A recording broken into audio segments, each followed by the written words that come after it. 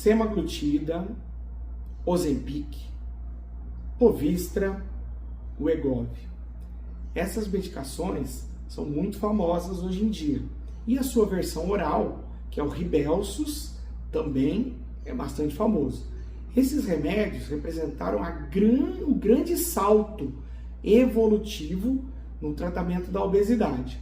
É a medicação que até pouco tempo era mais utilizada, com resultados muito significantes. Hoje ainda, essa medicação tem uma importância clínica muito grande, hoje já com preços bem mais acessíveis, né? Uma dose semanal e com resultado tanto de controle metabólico quanto de perda de peso muito satisfatório, tá? Então vale a pena você assistir esse vídeo, ela é uma opção, tá? Para quem não pode usar o Mounjaro pela questão do custo ser muito alto, apesar de ser uma droga excelente. Para quem não quer usar essas versões falsificadas do Paraguai ou manipuladas, mantendo um critério de segurança melhor, tá? Mas com excelentes resultados. Assiste esse vídeo, deixe seu like, se inscreve no canal, compartilha e até a próxima.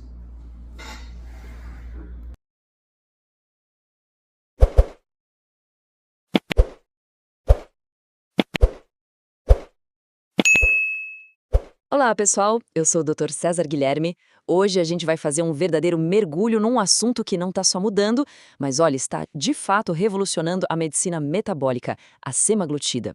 Antes de moléculas como essa, sejamos sinceros, o tratamento da obesidade com remédios era bem frustrante, com uma eficácia modesta e muitas vezes com preocupações de segurança. A gente vivia um paradigma bem diferente. A chegada dos análogos de GLP-1 e especialmente da semaglutida foi um ponto de virada, um divisor de águas. E é por isso que a gente não vai falar dela como um simples medicamento, mas sim como um marco da engenharia molecular. E para me ajudar a destrinchar cada detalhe, da ciência básica até a prática clínica, eu tenho o prazer enorme de ter aqui comigo a doutora Juliana Carolina, uma colega com uma experiência fantástica no manejo dessas doenças metabólicas. Bem-vinda, Juliana. Oi, César, o prazer é todo meu de estar aqui. E olha, para a gente realmente conseguir entender o tamanho do impacto da semaglutida, o nosso roteiro de hoje está perfeito. A gente vai seguir uma jornada bem lógica, em 6 etapas. Vamos começar pela fundação de tudo, pela molécula em si, para entender por que ela é tão brilhante. A partir daí, a gente constrói o raciocínio, olhando para as ferramentas que temos na prática, comparando com a principal concorrente. E, claro, falando dos desafios do mundo real, como o custo e o manejo do paciente, até a gente chegar num guia prático de como decidir lá no final. Isso, exatamente. E, sabe, começar por aqui, pela ciência, é fundamental. Porque em medicina, essas terapias de ponta não é passe de mágica, né? É o resultado de anos, décadas de pesquisa em fisiologia, em farmacologia, para a gente poder prescrever esses remédios com segurança, para manejar os efeitos colaterais, para aconselhar de verdade nossos pacientes, a gente precisa dominar a essência do porquê eles funcionam. É a elegância da estrutura da semaglutida que explica o poder que ela tem na clínica. E eu mantenho e reforço essa afirmação. Quando eu falo que é uma obra-prima, não é exagero. É porque ela resolveu de uma forma super elegante um problema que era muito antigo. O nosso GLP-1 natural é um hormônio incrível, mas para usar como remédio ele era quase inútil, porque a meia-vida dele é de míseros 2 minutos. A engenharia da semaglutida foi genial, porque resolveu 3 problemas de uma vez só. A degradação rápida pela enzima, a eliminação rápida pelos rins e a necessidade de ficar aplicando toda hora.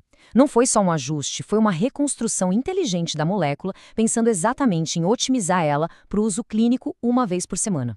Perfeito. E é bom a gente lembrar o que o GLP-1 faz no nosso corpo naturalmente, né? Ele é liberado lá no intestino, nas células L, quando a gente come, e ele age em várias frentes. Lá no pâncreas, ele dá aquele empurrãozinho na secreção de insulina, e olha que interessante, só quando a glicose está alta, o que é um baita mecanismo de segurança contra a hipoglicemia, e ao mesmo tempo ele freia o glucagon. No estômago, ele deixa a digestão mais lenta, e como a gente vai ver mais a fundo, lá no cérebro ele é um sinalizador potentíssimo de saciedade.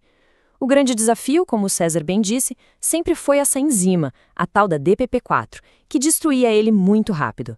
A semaglutida não só deu um jeito nisso, como amplificou esses efeitos a um nível que a gente chama de suprafisiológico, que é o que traz o benefício terapêutico. E é aqui que a mágica da engenharia molecular acontece. São basicamente 3 pilares. Primeiro, ela é 94% parecida com o nosso GLP-1 humano. Isso é chave para evitar reações do corpo e garantir que ela se encaixe perfeitamente no receptor. Segundo, a proteção contra a tal da DPP-4. Eles trocaram um único aminoácido num lugar específico, uma coisinha de nada, mas que faz a molécula ficar invisível para a enzima que ia destruir ela. E terceiro, o pulo do gato, a ligação na albumina. Eles adicionaram uma cadeia de gordura na molécula que faz ela grudar na albumina, uma proteína do nosso sangue. Isso cria, na prática, um reservatório da medicação que fica circulando e sendo liberada aos pouquinhos. É essa farmacocinética que permite a aplicação uma vez por semana, mantendo um efeito estável e contínuo no cérebro. E é justamente essa estabilidade, essa presença constante da medicação no sangue, que abre as portas para o sistema nervoso central. A liraglutida, que é da geração anterior, já chegava lá, mas digamos que de forma mais tímida e por menos tempo. A semaglutida não. Por ser mais estável, ela atinge a área-chave como o hipotálamo com muito mais eficácia. É por isso que o relato dos pacientes é tão interessante. Não é só perder a fome, é algo mais profundo. Eles descrevem uma diminuição daquele desejo pela comida, uma certa indiferença a alimentos que antes eram gatilhos. É como se diminuísse o barulho mental por comida. Ela age tanto na via da fome e saciedade, quanto na via do prazer associado à alimentação. Ok, com essa base científica bem estabelecida, agora fica mais fácil a gente entender como isso se transforma em remédio na prateleira da farmácia, né? A estratégia de lançamento e as diferentes apresentações não são por acaso. Elas refletem alvos terapêuticos diferentes, estudos clínicos específicos e, principalmente, uma necessidade de escalar a dose aos poucos que é crucial para o manejo do paciente. Vamos então dissecar esse arsenal que a gente tem na mão. Olha, a estratégia da Novo Nordisk aqui foi muito clara e inteligente. É importante a gente notar que o Ozempic nasceu focado no tratamento do diabetes tipo 2. Os estudos dele miravam primariamente no controle do açúcar no sangue. E para isso, a dose de 1,0 mg se mostrou super eficaz. A grande virada para o tratamento da obesidade mesmo veio com um programa de estudo chamado STEP. Foi aí que eles foram lá e testaram doses mais altas, como a de 2,4 mg que a gente vê no Wegovy. E o que eles viram foi uma relação dose-resposta muito clara para a perda de peso. Isso mostra que a dose ideal para controlar a glicemia não é necessariamente a dose ideal para a perda máxima de peso. E essa separação das marcas reflete exatamente isso. Exato. O estudo STEP 1 especificamente mudou o jogo. Pensa num estudo gigante, randomizado, duplo cego, com quase 2.000 pacientes com obesidade, mas sem diabetes. O grupo que usou a semaglutida 2,4 mg junto com mudança de estilo de vida teve uma perda de peso média de quase 15% do peso inicial. Isso contra apenas 2,4% no grupo placebo. Foi um resultado que a gente honestamente nunca tinha visto antes. E agora a gente está vendo a história se repetir com a versão oral de 50 mg no estudo OASIS 1, que mostrou uma perda de peso de 15,1%. Isso é revolucionário porque dar um peptídeo por boca é um desafio técnico gigantesco. Eles conseguiram isso usando uma tecnologia que basicamente protege a molécula e ajuda na sua absorção no estômago. E falar nessa potência toda, a gente chega inevitavelmente no debate do momento na endocrinologia, né? É o duelo de titãs. De um lado, a semaglutida, nosso padrão ouro, um agonista puro do receptor de GLP-1 com uma montanha de evidências. Do outro, a tirzepatida, a molécula inovadora, um coagonista que age em 2 receptores, o GLP-1 e o GIP. A questão aqui não é só qual é melhor, mas sim entender o que essa diferença de mecanismo significa na prática clínica para diferentes tipos de pacientes. Os números brutos realmente saltam aos olhos. O estudo SURPASS-2 colocou as duas frente a frente em pacientes com diabetes tipo 2. E mesmo que ali a semaglutida estivesse na dose de 1,0 mg, a tirzepatida na dose de 15 mg foi muito superior, com uma perda de peso média de 12,4 kg contra 6,2 kg da semaglutida.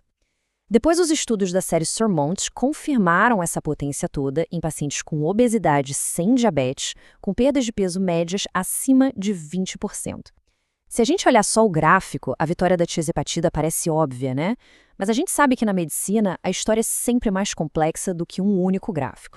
Exatamente. É aí que a gente entra na nuance da coisa.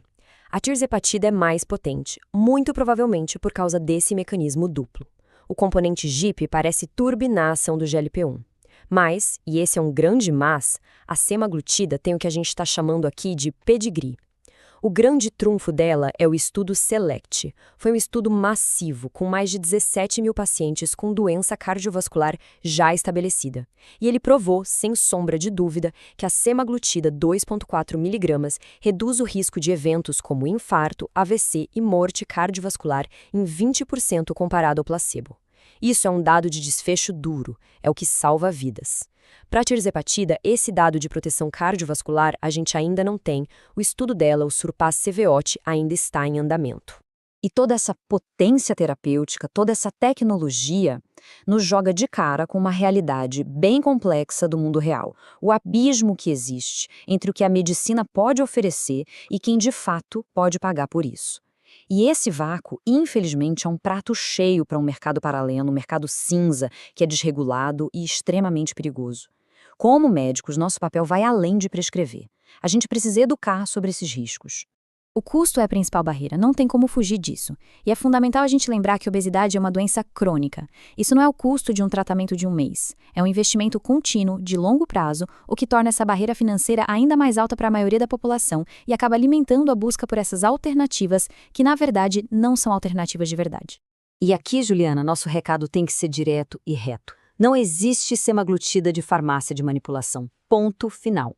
É quimicamente impossível que uma farmácia consiga sintetizar uma molécula peptídica tão complexa, garantir a pureza, a esterilidade, a estabilidade. O que está sendo vendido por aí são, na maioria das vezes, sais de peptídeos importados de fontes duvidosas, sem controle de qualidade nenhum. O paciente não sabe o que está injetando, pode ser o produto, pode ser menos, pode ser mais, pode ser um contaminante bacteriano, é uma roleta russa farmacêutica. Prescrever ou usar isso é uma quebra gravíssima da ética médica e um risco enorme à saúde. O barato, nesse caso, pode custar a vida. Exato, e superado esse alerta, que é absolutamente fundamental, vamos voltar para o nosso ambiente controlado e seguro da prática clínica. Porque o sucesso do tratamento com essas medicações tão potentes não depende só de escolher a molécula certa. Depende, e muito, de implementar um protocolo de manejo muito cuidadoso.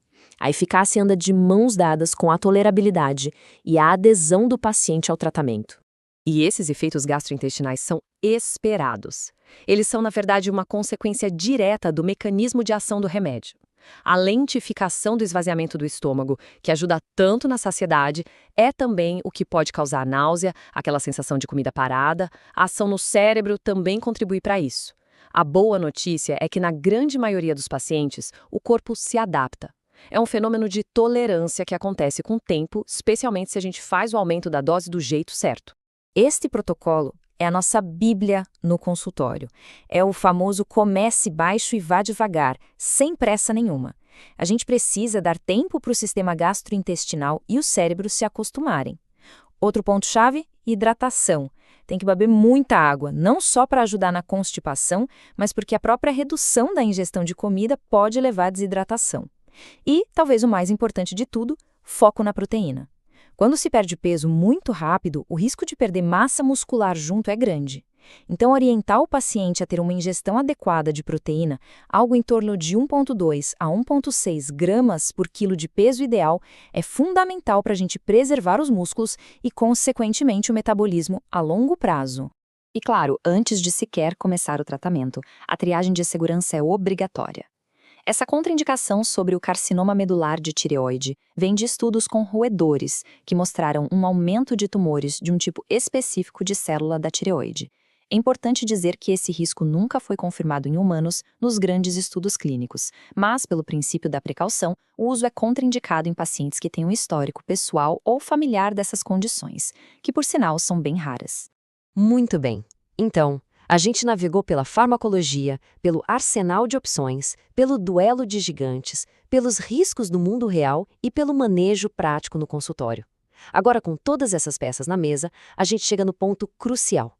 Como é que a gente junta tudo isso para tomar uma decisão clínica que seja individualizada e racional para cada paciente? Vamos construir o nosso veredito? E a resposta, claro, não é uma receita de bolo. Não existe o melhor para todo mundo. A escolha entre essas duas supermoléculas é um exercício de individualização, de fenotipagem do paciente. A gente tem que olhar para a pessoa como um todo. O IMC é importante, claro, mas também as outras doenças que ela tem, o risco do coração, a tolerância a medicamentos injetáveis, a capacidade de seguir o tratamento e, de forma bem pragmática, os recursos financeiros disponíveis. Essa tabela ajuda a gente a organizar o raciocínio. Se o objetivo principal do paciente, o que ele mais quer, é a perda de peso máxima, algo acima de 20%, os dados dos estudos Surmont são muito claros. A tirzepatida é a nossa ferramenta mais potente para isso. Agora, se na minha frente eu tenho um paciente que já infartou, que tem um risco cardiovascular altíssimo, a história muda completamente. A segurança que o estudo SELECT me dá com a semaglutida é inegociável. A minha prioridade ali é proteger o coração. E para isso, a semaglutida tem a prova, o carimbo de eficácia. É a minha escolha baseada em desfecho. E tem um lado prático, né? Um paciente com um pavor de agulha ou com um orçamento mais apertado, a semaglutida com a opção do Rybelsus oral e um custo que geralmente é um pouco menor, se torna a escolha mais pragmática. No fim do dia, a decisão é uma mistura de ciência pura com a arte de entender a realidade de cada paciente. E para encerrar, vamos refazer o caminho que percorremos aqui. Começamos pela beleza da engenharia molecular da semaglutida, entendendo como modificações precisas transformaram um hormônio de vida curta em uma terapia semanal potente. Vimos o arsenal de opções que isso nos deu, das doses para diabetes, às altas doses para obesidade e até a inovadora opção oral. Colocamos a semaglutida no duelo de titãs com a tirzepatida e concluímos que, enquanto a tirzepatida reina em potência de perda de peso, a semaglutida se destaca pela vasta evidência de segurança cardiovascular do estudo SELECT. Abordamos a dura realidade do custo e fizemos um alerta inequívoco contra os perigos do mercado negro. Detalhamos o protocolo de manejo, enfatizando que a titulação lenta e o suporte nutricional são a chave para o sucesso. E, por fim, mostramos que a decisão final é uma síntese cuidadosa do perfil de cada paciente. A mensagem que fica é esta: estamos vivendo uma era de ouro para o tratamento da obesidade. A gente precisa confiar na ciência, utilizar os medicamentos originais e buscar sempre o acompanhamento médico qualificado. É a única forma segura de transformar vidas.